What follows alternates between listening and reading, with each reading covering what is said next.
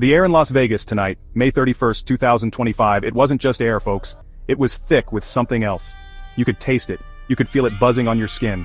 It was anticipation, pure and uncut. The kind that only a big fight in this town can generate. Thousands packed in, every single one of them on the edge of their seats, waiting for that first bell. The lights, the noise, the sheer energy. It's a spectacle, a modern coliseum where warriors come to test themselves. This wasn't just another Saturday night, it was a pilgrimage for fight fans, a gathering of the faithful who understand the brutal beauty of this sport we call boxing. You see, a Las Vegas fight night, it's a different animal altogether. The echoes of legends hang in the rafters, the ghosts of past champions walk those same corridors. There's a weight to it, a significance that elevates every punch thrown, every bead of sweat dropped. The crowd wasn't just watching, they were part of it, their roars fueling the fighters, their gasps punctuating the heavy shots. They came expecting drama, they came expecting courage, and they came expecting a story to unfold right before their very eyes. The Michelob Ultra Arena, nestled within the Mandalay Bay, it's a place that knows boxing. It's seen its share of wars, its share of triumphs and heartbreaks. Tonight, it was transformed once again into a theater of dreams and nightmares for the two men at the center of it all. Caleb "Sweethands" Plant, he walked into that arena not just as a fighter, but as a former world champion, a man who has tasted the pinnacle of the sport. There's an aura that comes with that, a confidence, a certain swagger. He carried himself like the A-side, the star of the show, and the crowd responded to him, many of them there to see his slick skills and undeniable talent. Plant wasn't just fighting an opponent, he was fighting to reclaim his spot at the very top to show everyone that his journey was far from over. Then you had Jose Resendiz, the underdog, the challenger. He didn't have the same marquee name as Plant, not yet anyway. The bell for round one, it cut through the roar of the crowd like a knife. And right away, Caleb Plant, he went to work, folks. It was like watching an artist with a fresh canvas. His jab, it was a thing of beauty, fast, accurate, snapping Resendiz's head back, keeping him at bay.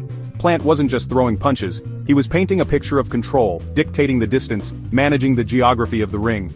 He used his footwork, elegant and precise, to create angles, to make himself a difficult target while lining up his own shots. Resendiz, to his credit, he came out eager, trying to close the distance, looking to make it a rough, physical fight. But in those opening 3 minutes, Plant's experience and superior boxing IQ were just too much. Every time Resendiz tried to step in, he was met with that sharp jab or a quick counter. Plant was making him pay for every attempted advance, frustrating the challenger early on. The second round picked up right where the first left off. Caleb Plant was in his element, a conductor leading his orchestra, and the music was all about precision and timing. His jab remained his primary weapon, a piston that just kept firing, disrupting Resendiz's rhythm before it could even begin. But it wasn't just the jab. Plant started to mix in his combinations more fluidly. A quick 1-2 followed by a sharp left hook, then an effortless pivot out of danger. Resendiz, he showed his toughness, that's for sure. He kept coming forward, trying to walk Plant down, attempting to turn it into the brawl he wanted.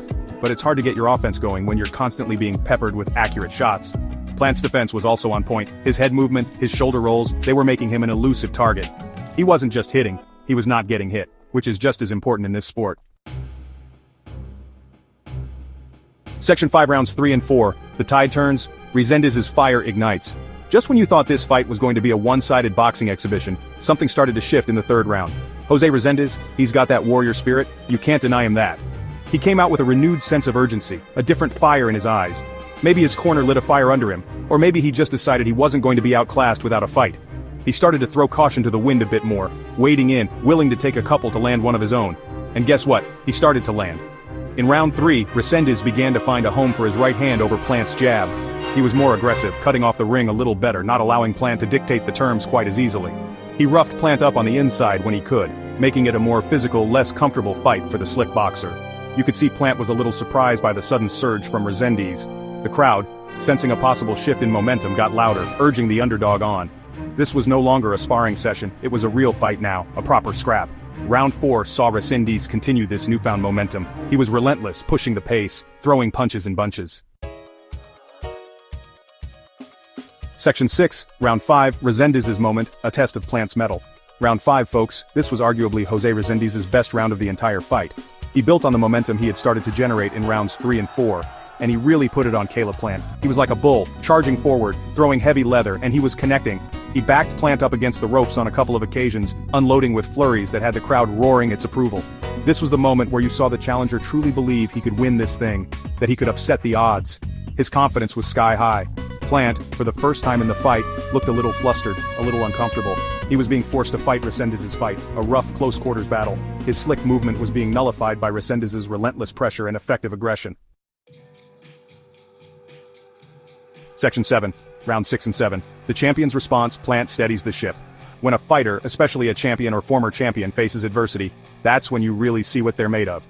After a tough 5th round where Resendiz had significant success, Caleb Plant came out for the 6th round with a clear adjustment in his approach.